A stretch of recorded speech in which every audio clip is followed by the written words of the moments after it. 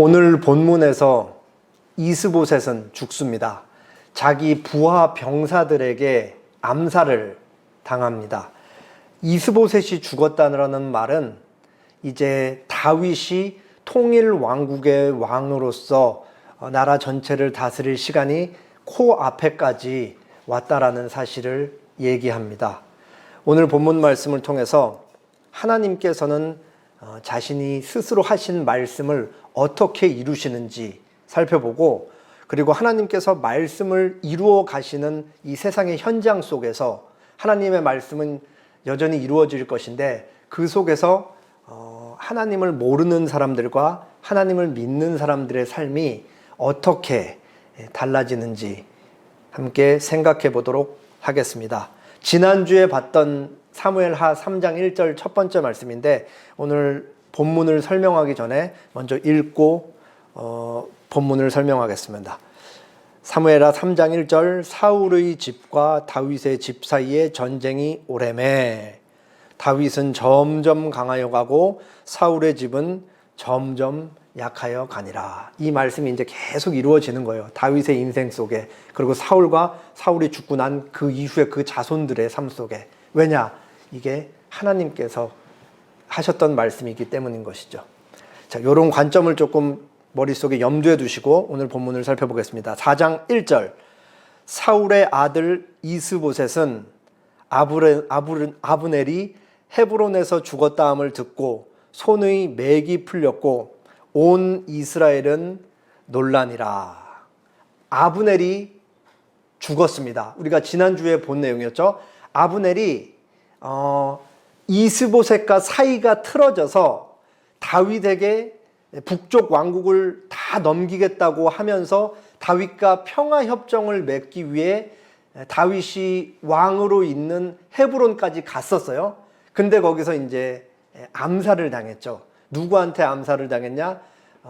다윗의 최고 군대 통솔권자였던 요압이라는 사람에 의해 암살을 당했습니다. 이것을 자초지종을 잘 모르고 과정을 모르는 북쪽 사람들 입장에서 들으면 이게 깜짝 놀랄 일이죠. 평화협정을 잘 맺어서 이제 나라가 통일되겠다라고 어느 정도 생각을 하고 있었는데 평화협정을 맺으러 갔던 아브넬이 돌아오지 못했던 거예요. 심지어 시체까지도 돌아오지 못하고 거기 이제 묻히게 됐던 거죠. 이 소식을 북쪽 왕인 이스보셋도 듣고, 그리고 이스라엘 사람들이 다 듣습니다. 이스보셋이 아브넬의 사망 소식을 듣자 손의 맥이 풀렸다. 성경이 그렇게 얘기를 하고 있습니다. 이스보셋은 무능하고 아주 약한 왕이에요. 그냥 아브넬이 차려놓은 밥상에 그냥 숟가락만 얹고 겨우겨우 먹고 있는 그런 왕노릇하고 있었던 사람이었습니다. 근데 이스보셋이 무능하고 약하다 그래서 죄가 없는 건 아니죠. 왜냐하면 이스보셋도 아브넬이랑 똑같이 분명히 알고 있었어요. 무엇을 알고 있었냐?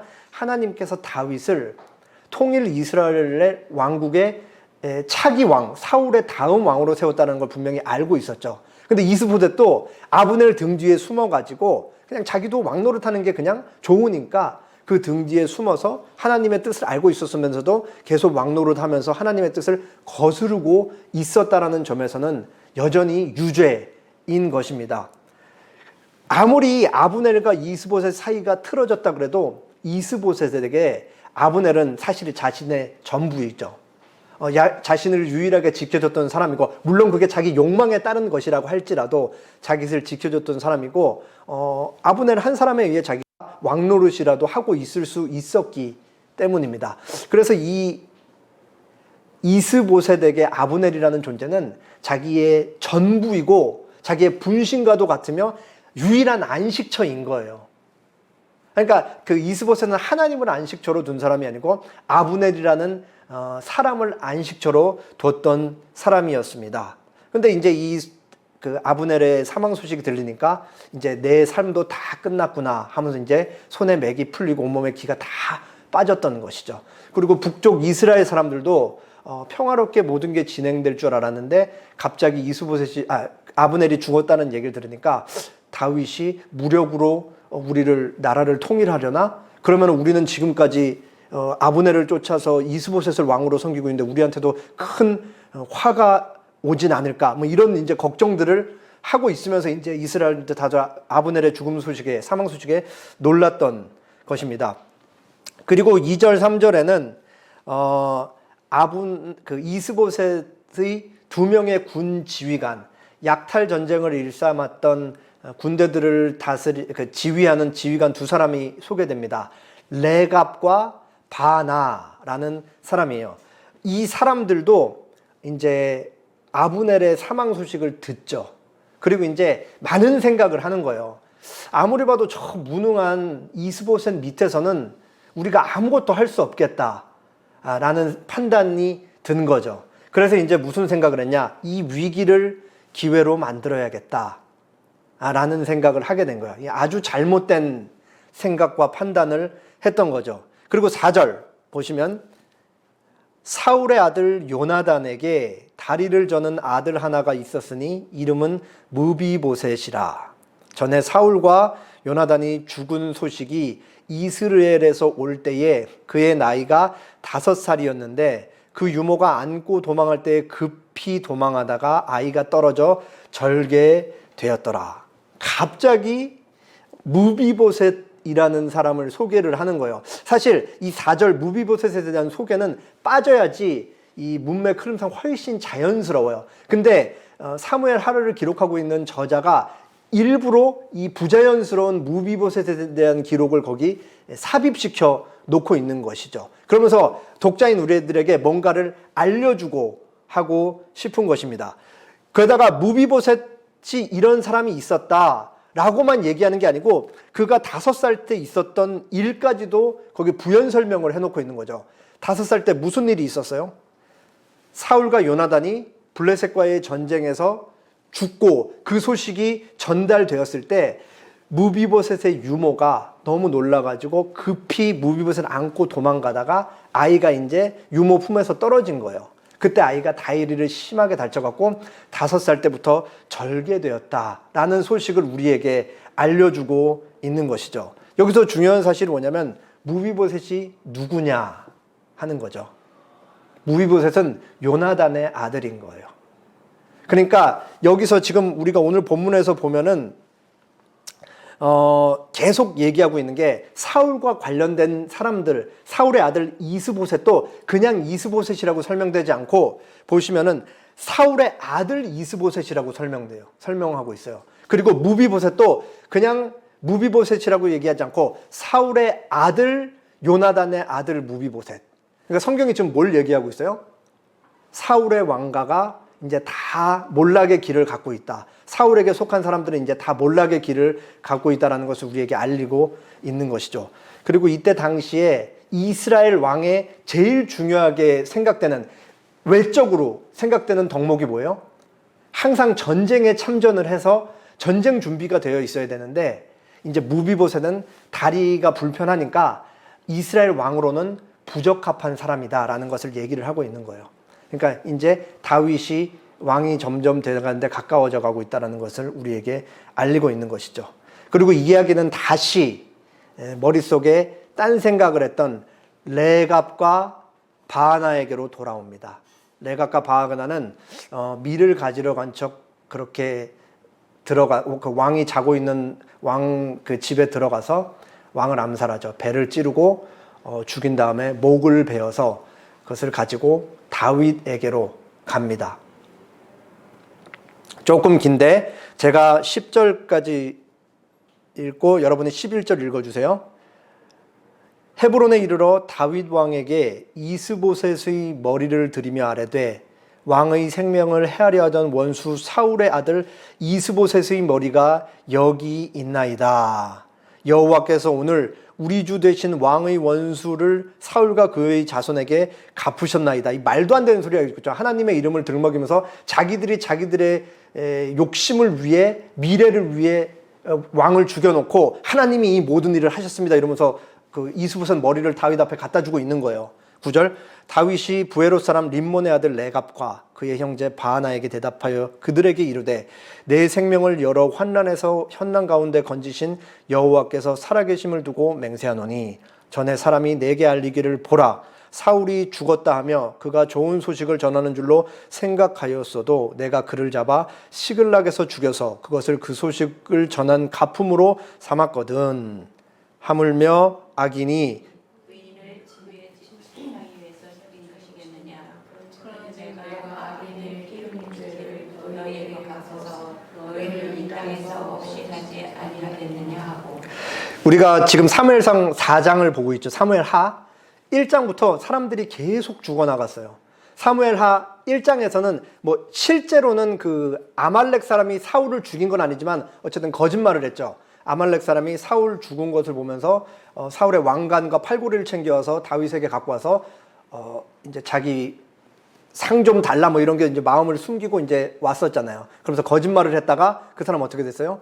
사형 선고받아 죽었죠. 2장에서는 다윗의 군대 장관 요압과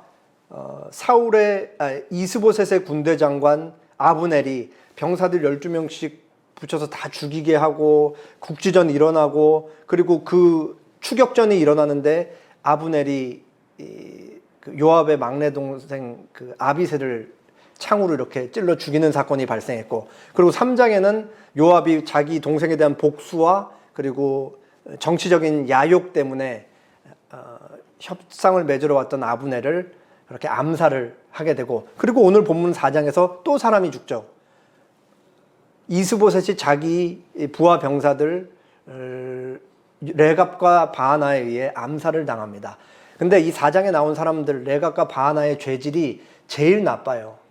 첫 번째 사람은 이제 거짓말을 해서 죽임을 당한 거고 아사엘은 사실 아브넬은 아사엘을 죽이기를 바라진 않았는데 아사엘이 어쨌든 끝까지 쫓아와서 어쩔 수 없이 죽였고 그리고 요압은 적어도 외적으로는 동생에 대한 복수라는 명분이 있었잖아요. 근데 오늘 본문에 나오는 이 레갑과 바하나는 명분이 하나도 없는 거예요. 그냥 왕 죽여서 왕 머리 가지고 다윗한테 갔다 오면 자기가 이 복잡한 이 정치적 현실 속에서 상을 받고 계속해서 뭔가를 해보면서 살 수 있겠다라는 자신들의 욕심 때문에 그렇게 갖고 갔죠.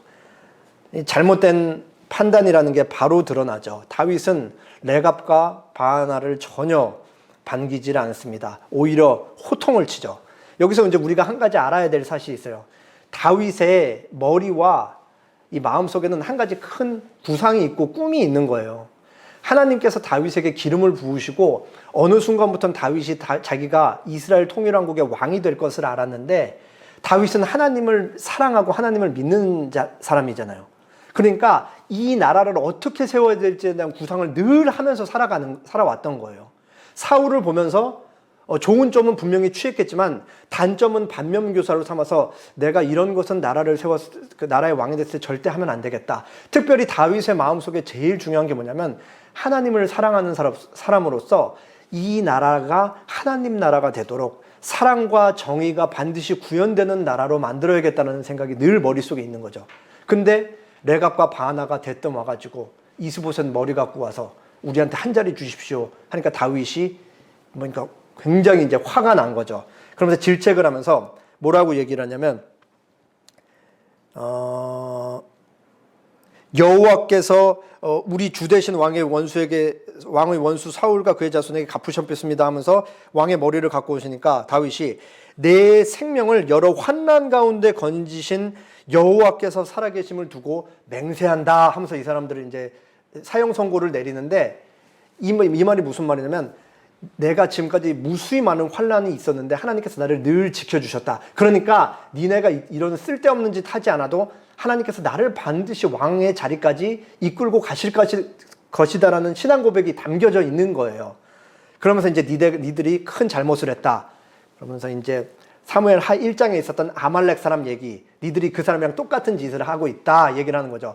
너희들이 생각하기엔 그 이스보셋의 죽음이 나에게는 기쁜 소식, 그렇게 통일왕국이 바로 코앞까지 왔고 너희들이 나 대신 손에 더러운 피를 묻혀줬더라고 생각하는 거지만 나는 그것을 전혀 반기지 않는다 라고 얘기를 그렇게 한 거죠. 착각하지 말아라 하면서 옆에 있는 청년들한테 당장 레갑과 바하나를 사형하거라.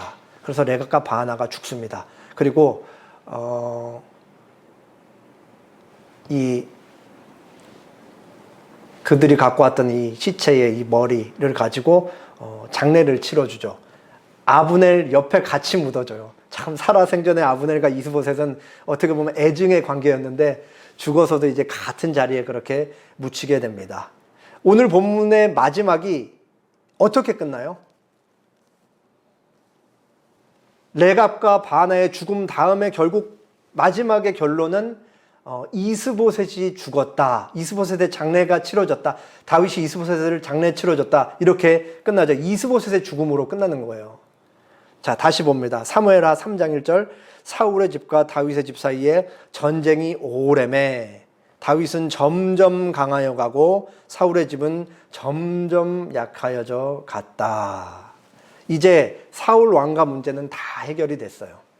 사무엘 상부터 하까지 쭉 읽다 보면 하나님이 일하시는 게 얼마나 신비로운지 모르겠습니다. 하나님께서 사울에게 사실은 살아있는 시간 동안 계속해서 기회를 주셨다 그래도 과언이 아니죠. 근데 사울은 끝까지 돌이키지 않았습니다. 사울은 끝까지 하나님의 말씀을 듣고 순종하거나 자신의 잘못된 문제점을 인식하고 돌이키지 않았습니다. 근데 하나님께서는 사실 진작부터 사무엘을 통해 사울에게 하나님의 뜻을 알리셨죠. 사무엘상 15장 28절 사무엘이 그에게 이르되 여호와께서 오늘 이스라엘 나라를 왕에게서 떼어 왕보다 나은 왕의 이웃에게 주셨나이다. 이스라엘의 지존자는 거짓이나 변개함이 없으시니 그는 사람이 아니심으로 결코 변개하지 않습니다. 이 말을 사무엘이 사울에게 전한 건데 이 말을 하기 전에 이미 2번이나 더 같은 말을 하셨어요. 하나님이 당신을 버렸다. 왜냐? 사울이 계속 하나님 말씀 듣고 순종하지 않고 자기 멋대로 사니까 하나님이 사울이랑 같이 일을 하실 수가 없죠. 하나님이 사울을 조종할 수도 없는 거고 사울은 자기에게 스스로 뭔가를 행동할 수 있는 의지가 있는데 사울이 하나님 말씀을 전혀 듣질 않으니까 버리셨다. 이런 선고가 내려졌던 것입니다. 여기서 우리는 진작부터 다윗이 기름 부음 받기 전부터 하나님께서는 자신의 뜻을 밝히셨죠. 사울을 폐위시키고 그 자리에 이제 사울의 이웃 16장에 이제 다윗이 기름 부음 받음으로써 그 이웃이 다윗인 것이 드러나는 거예요. 이게 그냥 쭉 하나님의 말씀은 계속 있는 거예요. 그리고 역사는 진행되는데 아무것도 일어나는 것 같지 않지만 사실은 이 말씀이 계속 살아서 이루어지고 있는 과정이 이제 사무엘사 4장까지 보고 다음 주 5장 되면 다윗이 통일 이스라엘 왕국의 왕이 됨으로써 말씀이 성취가 되는 것을 우리가 알 수가 있습니다. 여기서 뭘 알 수 있냐면 하나님께서는 한 번 하신 말씀을 반드시 성취하신다. 하나님의 말씀은 반드시 성취된다라는 사실을 우리가 알 수 있습니다. 하나님의 말씀은 역사선상에서 하나님의 선언과 함께 계속 살아서 점점점 성취되어 가는데 사람들은 거기서 저마다 자기가 살고 싶은 대로 살아가는 거예요. 어떤 사람은 더러운 욕망을 추구하면서 온갖 부패한 죄를 지으면서 그렇게 살아가고 사람들은 스스로 선택하고 결정해서 살아가는 것입니다. 그런데 결과적으로 보면 결과를 통해 우리가 뭘 알 수 있어요? 하나님의 뜻은 다 이루어졌다라는 사실을 알 수가 있죠. 그렇게 인류 역사는 하나님의 절대 주권 하에서 다 이루어지고 있다라는 사실을 우리가 배우고 하나님은 하신 말씀을 이루어 가시는데 그 무엇으로도 방해받지 않습니다. 인간이 아무리 꾀를 내고 괴략을 부려도 하나님의 말씀은 반드시 성취가 된다는 게 이게 성경 역사를 통해 다 증명이 된 거예요, 이미. 그러니까 이게 우리한테 얼마나 강력한 힘이 되는 거예요. 하나님께서 과거 자기 백성들을 향한 역사 속에서 단 한 번도 그 말씀 약속하신 것을 어긴 적이 없으니까 미래에 일어날 일도 다 이루어진다라는 사실을 우리가 알 수가 있는 것이죠. 그렇게 하나님은 그 무엇으로도 방해받지 않고 자신의 뜻을 이루어 가시는데 여기에는 이 세상 속에 펼쳐져서 살아가는 인간들이 두 부류로 나눴는데 한쪽은 선인으로 살아가는 거고 한쪽은 그렇게 악인으로 살아가는 것입니다. 이 차이만 있을 뿐이에요. 성경은 다윗을 위인으로 그리고 있지 않습니다. 성경에서 다윗에 대해 기록할 때 훌륭한 부분이 많이 있어요. 근데 악한 부분도 있고 그리고 약한 점도 있다는 것을 우리가 이미 밝혔고 이제 계속 보면서 다윗의 일생을 통해 우리가 보게 될 것입니다. 제가 누차 말씀드렸죠. 다윗이 오늘 본문에 등장하는 사람과 당장 비교해볼 때 레갑과 바나와 다윗의 다른 점은 뭐예요? 차이점은 한 가지밖에 없어요. 다윗은 태어날 때부터 거룩하게 태어났다. 다윗은 태어날 때부터 아주 좋은 성품을 가지고 태어났다. 성경은 그렇게 얘기하지 않습니다. 다윗과 레갑의 차이, 다윗과 바나의 차이는 한 가지예요. 하나님이 다윗과 함께 하시느냐 하지 않느냐, 여기에서만 차이가 나는 것입니다. 하나님께서 다윗과 함께하고 다윗의 인생 속에 늘 하나님의 신실하심과 하나님의 사랑과 하나님의 선하심과 정의를 알려주셨기 때문에 다윗이 하나님을 점점점 닮아가는 거죠. 그래서 사무엘하 3장 1절에 다윗의 집은 점점 강하여 가고 사울의 집은 점점 약해져 갔다. 이게 무슨 말이에요? 점점 시간이 오래 걸렸다. 다윗 입장에서 보면 10몇 년 걸린 거잖아요. 16살 때 골리앗과 싸웠다가 쳐도 30세 때 통일 이스라엘 왕국의 왕이 되니까 14년, 19살이라고 쳐도 11년. 점점 그 시간 동안 하나님께서 다윗을 아주 혹독하게 훈련시킴으로써 하나님을 더 닮은 그 거룩한 왕, 하나님께서 기뻐하시는 왕의 모습으로 그렇게 만들어 갔다. 그리고 이 점점이라는 시간이 한편으로는 아주 처연하고 씁쓸한 건 사울에게도 동일한 그 시간만큼 기회가 있었다라는 것도 우리에게 알려주고 있는 것입니다. 여기서 하나님께서 다윗과 함께 하시기 때문에 다윗에게는 세상을 바라보는 전혀 다른 눈을 가지고 있는 거예요. 레갑과 바하나랑 다르죠. 그게 어떤 눈이냐면 하나님을 믿는 사람으로서 저 사람을 바라보고 사건을 이해하고 상황을 바라보고 인식하는 사람이라는 것입니다. 다윗은 언제나 하나님과 함께 있었고 하나님의 뜻을 따르는 존재로서 이 세상을 살아갔다라는 거죠. 바로 이 지점에서 믿는 자들과 믿지 않는 자들의 삶이 양분되는 거예요. 정확히 나뉘는 거죠. 실제적인 삶의 모습은 어느 정도 겹칠 수 있지만 사실은 전혀 다른 존재라는 것을 알 수 있습니다. 같은 나라, 같은 시간, 같은 언어, 그리고 같은 환경에서 살아가지만 하나님을 믿는 사람과 믿지 않는 사람은 사실은 완전히 다른 삶을 살아가는 거죠. 그래서 오늘 설교 제목이 같은 세상, 다른 삶이잖아요. 하나의 세상 속에서 살아가고 있지만 믿는 자들과 믿지 않는 자들은 전혀 다른 삶을 살아간다는 것입니다. 이 세상은 폭력의 역사라 그래도 과언이 아닙니다. 폭력의 역사라는 말은 아담과 하와가 타락하고 첫 번째 자손을 낳았을 때 가인과 아벨 사이에서 뭐가 일어났어요? 살인사건이 일어났죠. 그렇게 타락한 아담과 하와의 자손 가인과 아벨에서 가인이 자기 동생 아벨을 때려 죽인 이후로 인류는 계속해서 폭력의 역사를 써왔던 거예요. 인류 역사 속에 폭력이 없었던 적은 단 한순간도 없습니다. 어느 시대나 폭력이 사라졌던 시대가 없었다라는 것을 얘기합니다.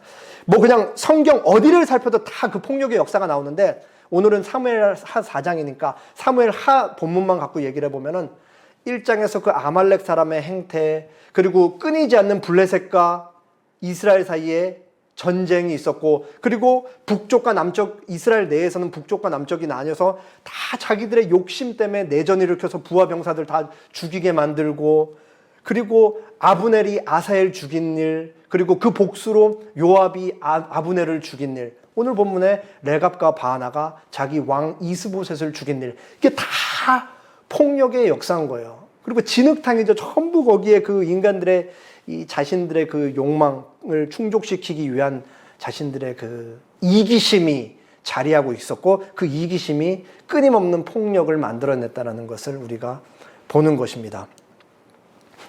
지난주에 개봉한 영화예요. 박찬욱 감독님이 이제 신작을 만드셨는데 제목이 어쩔 수가 없다라는 영화입니다. 이병헌 배우가 영화의 주인공인데요. 종이 회사를 다녔어요. 꽤 높은 자리까지 갔었습니다. 그리고 이제 회사로부터 해고를 당해요. 그래서 중년에 이제 무직자가 된 거죠. 무직자가 되기 전까지 원하는 것을 꽤 많이 이룬 삶을 살고 있었어요. 어렸을 때 부모님과 함께 살았던 집을 이제 사가지고 거기서 살고 있었고, 사랑하는 아내가 있었고, 두 자식이 있었고, 반려견이랑 같이 그렇게 행복한 나날, 거의 모든 것을 다 이룬 그런 삶을 살고 있었습니다. 근데 이제 갑자기 해고 통보를 받고 무직자가 된 거죠. 그래서 이제 나름 능력 있는 사람이니까 중년이라 그래도 바로 일자리가 구해질 줄 알았는데 일자리를 못 구하고 재취업을 짧지 않은 시간 동안, 이제 긴 시간 동안 뭐 한 1년 정도 됐던 것 같은데 구하지 못합니다. 그리고 이제 재취업을 못하니까 집도 대출받아서 샀지, 애들 학원도 보내야지, 그리고 시간이 지나고 돈벌이가 없으니까 아내도 이제 일을 해야 되지, 그리고 고기 반찬 먹다가 풀 반찬만 먹으니까 그것도 속상하지, 막 복합적으로 막 이런 일들이 일어나는 거예요. 그러니까 이제 이병헌 배우가 내가 평생 이 종이밥 먹고 살았는데 내가 이 자리를 꿰찰 수 있는 사람은 지금 이 업계를 보니까 딱 한 사람이 남아있는 거예요. 그래서 이 사람을 죽여요. 이 사람을 죽임으로써 자기가 취업할 수 있는 자리를 마련을 한 거죠. 근데 이 사람이 죽는다고 해서 반드시 자기가 거기에 취업할 수 있느냐? 그건 아니잖아요. 또 다른 그 동종업계의 전문가들이 있을 거네요. 그 사람들이 몇몇 사람들이 이제 주요 배우들이 등장하는데 그 사람들도 조사해서 알아낸 다음에 싹 다 죽이는 거예요. 그리고 자기가 만든 자리와 경쟁자들 다 죽여서 제거하고 자기가 그 자리를 꿰차서 재취업하는 걸로 영화는 끝이 납니다. 이게 원작 소설이 있어요. 도끼라는 제목의 원작 소설인데 그 원작 소설 일부를 이제 발췌해 보면 이런 내용들이 있습니다. 미안하지만 난 반드시 당신을 죽여야 해. 당신이 아니면 내가 죽게 되거든. 이 방법을 내가 먼저 떠올렸으니 그냥 운이 나빴다고 생각해. 또 있습니다. 어떻게 보면 정당방위일 수도 있다. 내 가족, 내 인생, 내 대출금, 내 미래, 나 자신, 내 삶을 살리는 일이니까. 마지막, 경쟁을 피할 순 없습니다. 내가 살기 위해선 반드시 이겨야 합니다. 수단과 방법을 가리지 않고 말입니다. 어쩔 수가 없는 현실인 거예요. 우리가 살아가는 세상 속에서 모두가 다 이 생각을 갖고 살아가는 거예요. 어쩔 수가 없는 거죠. 내 가족 먼저 지키고 내가 집 대출받는 거 먼저 갚고 그 다음에 생각하는데 이거 다 생각하면서 사람들은 그렇게 다 어쩔 수가 없는 현실 폭력의 사회를 그렇게 다 같이 암묵적으로 동조하면서 살아가고 있는 게 우리네 현실이다. 얼마나 제목을 감독님이 잘 지었는지 모르겠어요. 어쩔 수가 없잖아 그냥. 이 어쩔 수가 없는 이 핑계거리가 없는 사람은 우리 모두도 다 사실 다 똑같다라는 것을 알 수 있습니다. 제 생각엔 이 영화의 가장 탁월한 점은 뭐냐면 이병헌 배우의 캐릭터가 사람들이 조금만 노력하면 모두가 달성할 수 있는 그 평범한 사람으로 설정했다라는 거예요. 재벌들의 싸움을 얘기하는 게 아니고 밑바닥을 깔아주는 사람들. 조금만 노력하면은 그 자리를 내가 취할 수 있을 것 법한 캐릭터를 거기 이렇게 딱 주인공으로 설정해놓고 우리 모두가 그렇게 이 세상을 어쩔 수가 없는 폭력의 도가니로 만들고 있다라는 것을 그렇게 아주 그 매섭고 적나라하게 드러내고 있다라는 것을 알 수 있습니다. 결국 현실은 뭐냐면 폭력이 난무한다. 이건 어쩔 수가 없는 그냥 현실인 거예요. 그럼 여기서 하나님께서는 이 폭력이 난무하는 세상 속에 너희는 그럼 어떻게 살아야 되겠니? 라고 그렇게 우리에게 성경을 통해 늘 말을 걸어오시는 것이죠. 하나님은 우리에게 하나님 열심히 살면 되겠죠. 이런 답을 기대하지 않으세요. 하나님께서는 성경에서 지침을 통해 어떻게 살아야 되는지 구체적으로 기록해 놓으셨습니다. 그게 말씀을 통해 하나님의 법에 매여서 성령 하나님의 도움을 받아서 살라고 그렇게 얘기를 하시는 거예요. 그리고 말씀의 법에 매여서 성령 하나님의 능력의 도움을 받아 살기 위해서 기도가 동원되는 것입니다. 그렇기 때문에 기도가 필요한 거예요. 기도와 말씀 없이는 우리가 하나님의 뜻을 구현하면서 전혀 살 수 없는 게 사실은 맞습니다. 그래서 그럼 하나님의 법은 뭐냐? 우리가 매주 외우고 있는 십계명 말씀이잖아요. 이 십계명 말씀. 이 십계명 말씀을 하나하나 우리가 늘 뜯어서 씹고 뜯고 맛보고 계속해서 내 삶에, 내 영혼에, 내 마음에, 내 말에, 내 손짓에, 내 행동에 다 녹여내면서 우리가 살아가는 그 삶의 현장, 가정이 됐든 노인정이 됐든 회사가 됐든 교회가 됐든 거기서 다 녹여내면서 살아가야 되는 거예요. 예수님이 말씀하셨죠. 십계명. 마음을 다하고 목숨을 다하고 뜻을 다하여 주 너의 하나님을 사랑하라. 둘째도 그와 같으니 내 이웃을 너의 자신과 같이 사랑하라. 내가 내 몸을 얼마나 아껴요. 나 자신을 위해서는 이것도 사고 저것도 사고 아껴주고 그렇게 나를 이뻐해 줄 수가 없잖아요. 그렇듯이 남도 똑같이 사랑해줘라.